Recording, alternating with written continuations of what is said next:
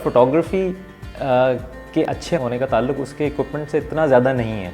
हाँ, अच्छे इक्विपमेंट से आपको आसानियाँ मिलती हैं, ज़्यादा एज मिलता है, लेकिन ये रिक्वायरमेंट नहीं है। मेरा जो पहला एग्ज़िबिशन हुआ था उस वक्त तक मेरे पास अपना कैमरा नहीं था।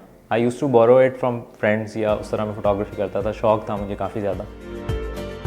कराची में काफ़ी सारी जगह हैं जो कि हिस्टोरिकल साइट्स हैं, पुरानी बाज़ार हैं, पेपर मार्केट है, वहाँ पर काफ़ी पुरानी कॉलोनियल दौर की बिल्डिंग्स हैं जहाँ पर आप जाके उनको कवर कर सकते हैं, उनके पीछे हिस्ट्री है, तो वो उनको एक्सप्लोर किया जा सकता है। सोशल मीडिया की वजह से एक फ़ायदा तो ये हो रहा है कि आप अपने काम को ज़्यादा लोगों तक पहुंचा सकते हैं जो सोशल मीडिया पे हैं लोग या उसको एक्सेस करते हैं। काफ़ी सारे लोगों ने उसके थ्रू मुझे रीच आउट किया, उसके थ्रू मुझसे कनेक्ट किया।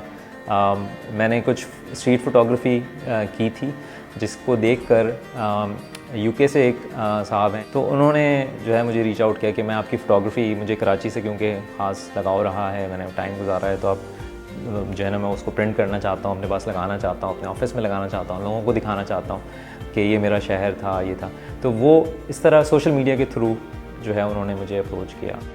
एक चीज़ ये होती है कि आपका काम जो है वो लोग रिप्रोड्यूस या उसको रीयूज़ कर लेते हैं, इस्तेमाल कर लेते हैं कहीं पर बग़ैर क्रेडिट दिए। ऐसा अक्सर होता है कि आपकी कोई फ़ोटोग्राफ आप किसी और जगह देखते हैं, कहीं और आपको नज़र आती है, कोई और आपको बताता है कि आपकी फ़ोटोग्राफ कहीं यहाँ पर यूज़ हो रही है।